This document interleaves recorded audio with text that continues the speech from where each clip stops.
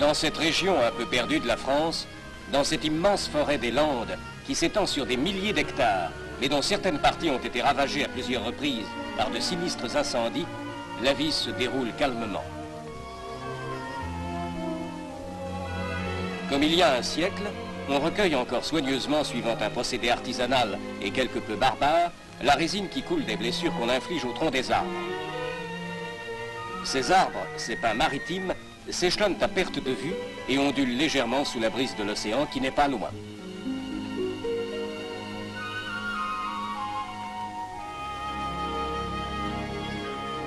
L'élevage est aussi la principale ressource des habitants des quelques fermes dispersées dans les éclaircies de la forêt.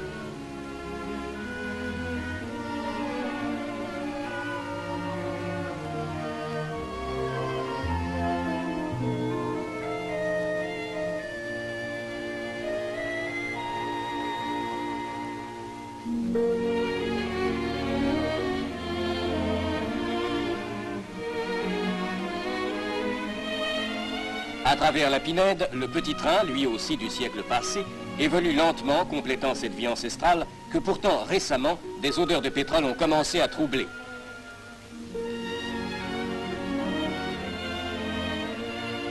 Mais quel est ce bruit au loin? Un ouragan s'approche dans un nuage de poussière. Au milieu des éclairs, un bolide a franchi la lande dans un bruit de tonnerre. Les chemins de fer français viennent de battre encore une fois et de loin le record du monde de vitesse sur rail.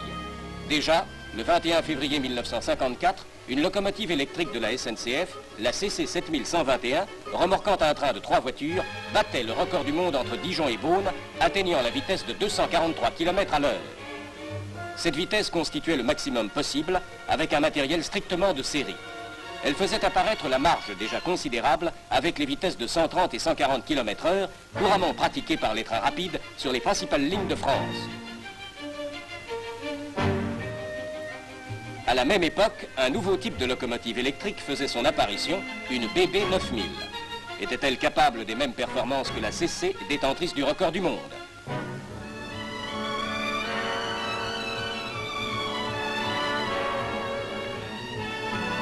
D'autre part, les essais de Dijon avaient montré que la parfaite qualité de la voie française permettait des vitesses plus élevées, d'où l'idée d'atteindre celle de 300 km. Les deux locomotives à mettre en compétition ont été choisies parmi celles en service. Ce sera la CC 7107, sœur de la 7121, détentrice du record du monde 1954, construite par la société Alstom à 2 bogies de chacun 3 essieux moteurs. Et la BB 9004, la nouvelle venue, construite par le groupement Le Matériel de Traction Électrique à 2 bogies de chacun 2 essieux moteurs seulement. Ces deux types de locomotives assurent le service des trains rapides sur Paris-Lyon, notamment du Mistral, le train le plus rapide d'Europe. Pour atteindre les vitesses envisagées, les machines avaient dû recevoir une préparation spéciale aux ateliers et chez les constructeurs. Modification des rapports d'engrenage entre les moteurs et les essieux. Adoption de roues monoblocs en acier. Remplacement des pantographes courants par des appareils spécialement étudiés et essayés au tunnel.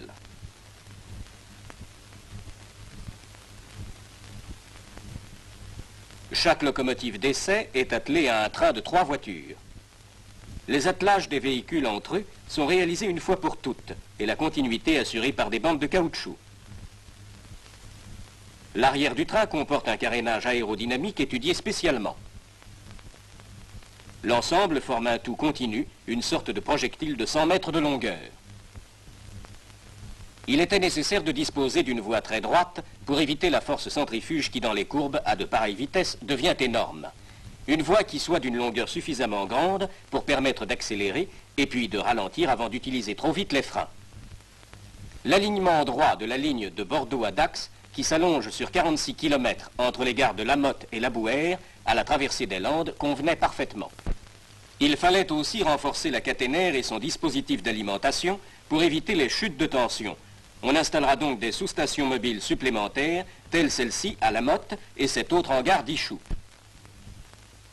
De plus, de tels essais ne doivent pas être seulement la fantaisie d'un jour. Des appareils d'enregistrement les plus divers sont à bord du train et à terre. Les résultats en seront ensuite examinés à loisir dans le silence des laboratoires. Dans la première voiture du train d'essai sont installés les appareils relevant à chaque instant les caractéristiques de fonctionnement de la locomotive. Tension de la caténaire, intensité du courant capté, puissance, accélération des mouvements latéraux des bogies de la locomotive.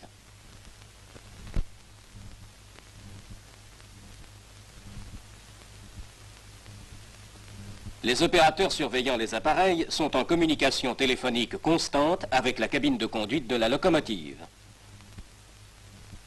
En outre, pour assurer la sécurité, le train sera pendant les essais en liaison radiotéléphonique constante avec un poste de terre. Des antennes sont installées dans ce but sur le toit d'une voiture.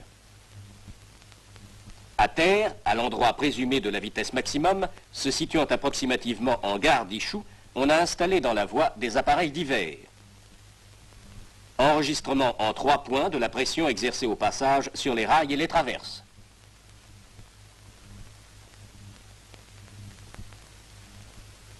Mesure des contraintes exercées dans le métal du rail par comparaison avec un morceau de rail témoin placé à proximité.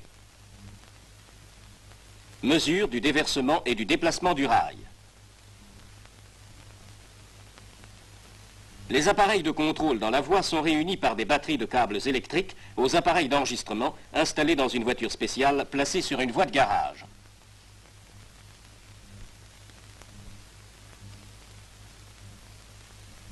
Les graphiques relevés seront examinés soigneusement dès le passage des trains d'essai par des ingénieurs qualifiés. Après chaque passage de train, on vérifiera la voie et on fera circuler une voiture spécialement équipée d'appareils mesurant au passage les caractéristiques principales de voie, dévers, écartement, ripage, etc.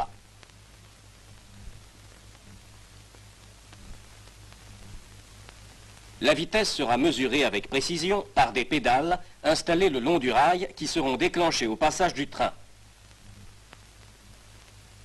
et par des cellules photoélectriques montées sur des poteaux de caténaire. Leurs indications seront transmises à des enregistreurs placés à proximité sur l'accotement de la ligne.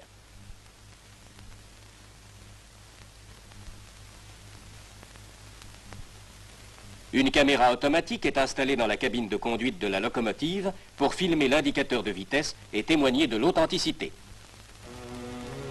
Tout est prêt, le grand jour est arrivé. Les 2 trains d'essai ont été amenés au dépôt de Bordeaux. Là, on procède aux ultimes vérifications sur une fosse de visite et on a pris les dernières mesures de sécurité.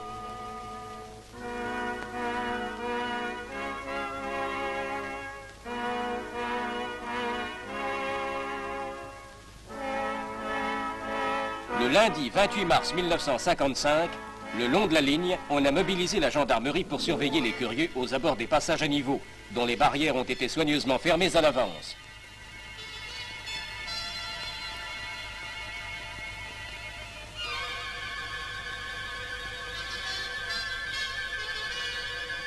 Au passage à niveau sans barrière, où normalement le passage est libre, les cantonniers de la voie ont installé des barrières mobiles en toile, dites accordéons, qu'ils déploient en travers de la route.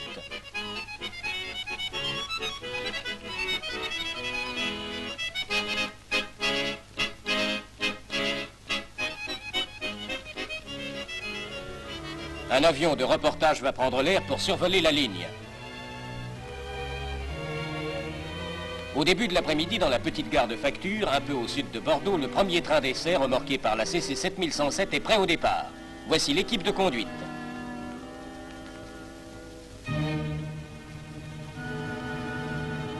Monsieur Parmentier, directeur du matériel et de la traction, et Monsieur Nouvion, l'ingénieur en chef responsable des essais. L'heure du départ approche.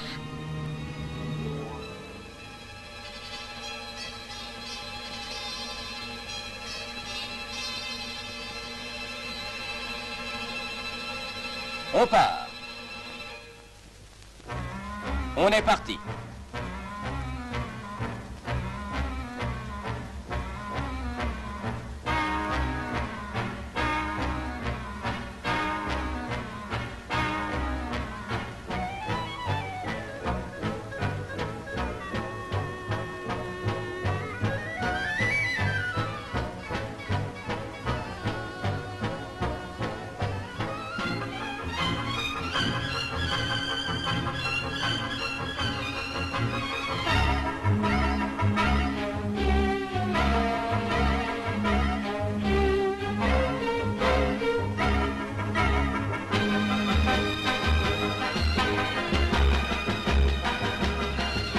franchit la courbe de la gare de la Motte à la vitesse limite possible de 120 km à l'heure. Et sur la longue ligne droite de 46 km, on prend le grand envol pour le record du monde.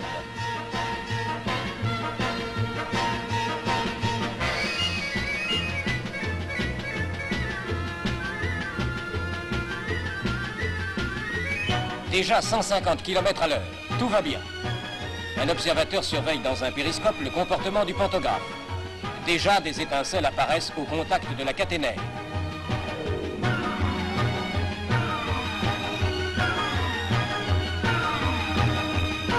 Les glaces avant de la locomotive sont protégées par un épais grillage pour arrêter les corps étrangers ou les oiseaux projetés par le vent furieux de la marche.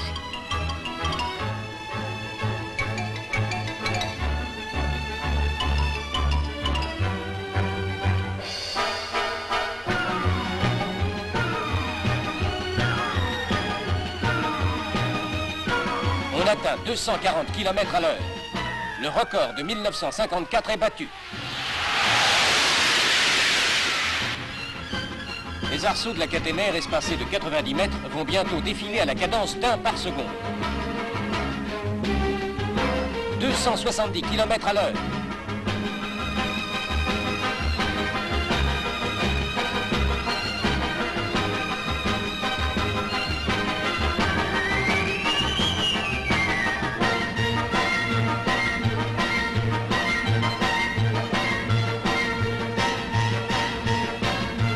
Le 300 est dépassé.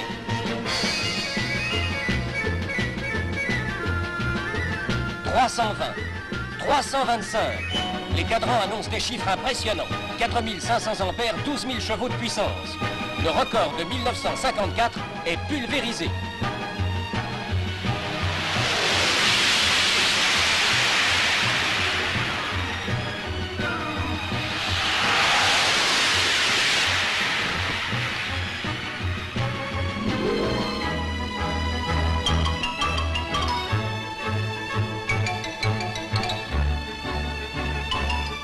Le train va commencer à ralentir, mais sur sa lancée, il va courir encore de longs kilomètres. On a le sourire maintenant dans la cabine de conduite.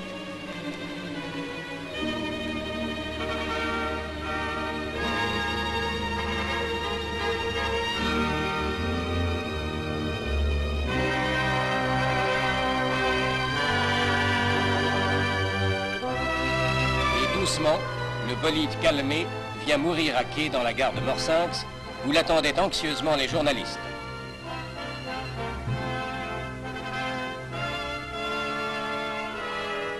On discute ferme sur les premiers résultats, on évoque les émotions et les incidents de parcours, on se congratule avec chaleur. L'avion d'accompagnement ayant achevé sa tâche, retourne atterrir à sa base.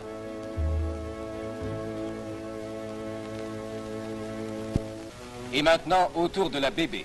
Le lendemain, mardi 29 mars, le second essai doit avoir lieu de bon matin. Sur la lande où tout est prêt de nouveau, le jour se lève.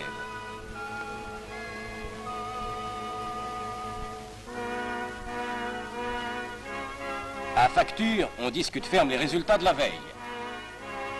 Tu l'as vu la coquine? Elle filait qu'on ne la voyait plus. La BB 9004, remorquant son train, est arrivée à son tour sur la ligne de départ.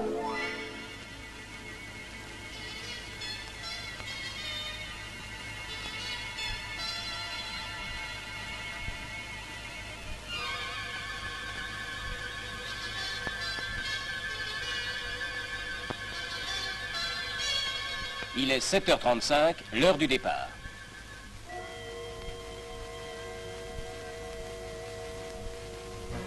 La voilà partie à son tour vers son destin.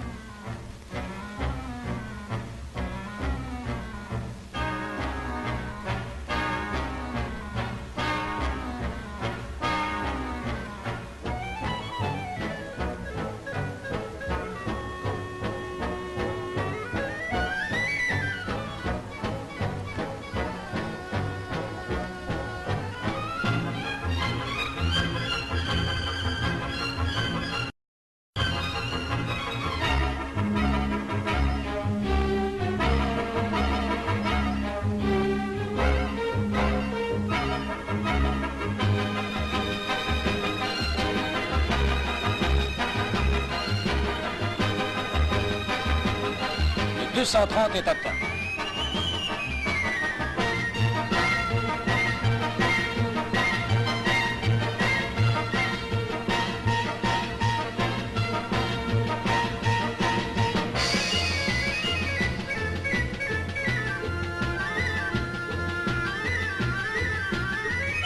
Voici le 300. On le dépasse. Malheur, on signale au périscope que le panneau arrière est fondu.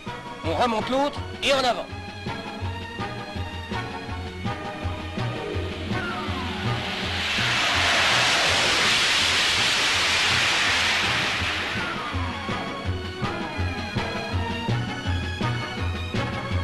« 310.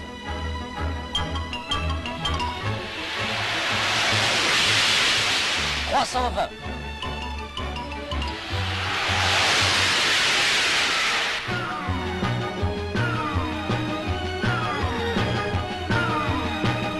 330. Même record qu'hier.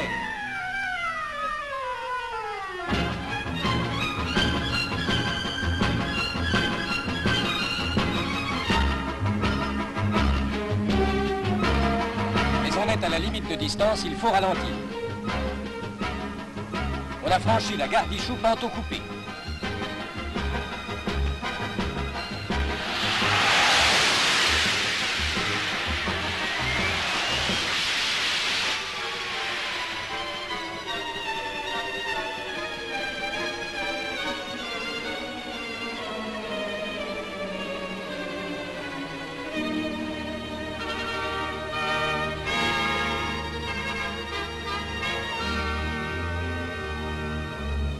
Et sans encombre, cette fois encore, on arrive en gare de Morsins. Ex aequo, ex aequo. Même vitesse que la veille, crie-t-on avec enthousiasme aux journalistes.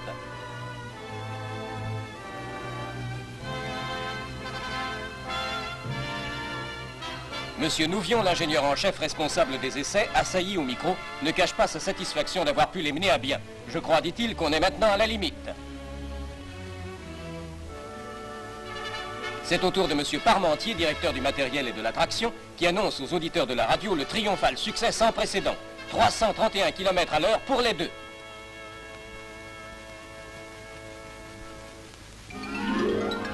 La cérémonie terminée, chacun rentre chez soi, heureux et fier d'avoir collaboré par sa présence à ce magnifique succès. Pendant que la foule des hommes volages se détourne d'elle, la petite locomotive, triste et résignée, songe qu'elle aussi autrefois avait reçu bien des hommages.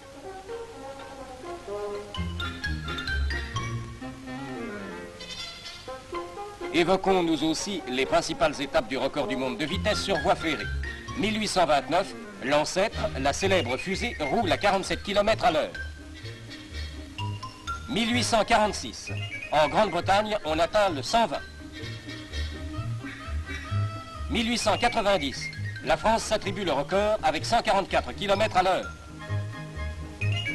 1893, les États-Unis le reprennent à 160 km à l'heure. 1935, dans une compétition serrée, la France, l'Angleterre, les États-Unis et l'Allemagne atteignent des vitesses variant de 175 à 190 km/h. 1938, l'Angleterre reprend la suprématie avec 202 km à l'heure. Mais déjà en 1903, en Allemagne, deux automotrices électriques spéciales avaient atteint respectivement 206 et 210 km/h sur une voie d'essai. En 1939, une rame électrique italienne roule à la vitesse de 203 km/h.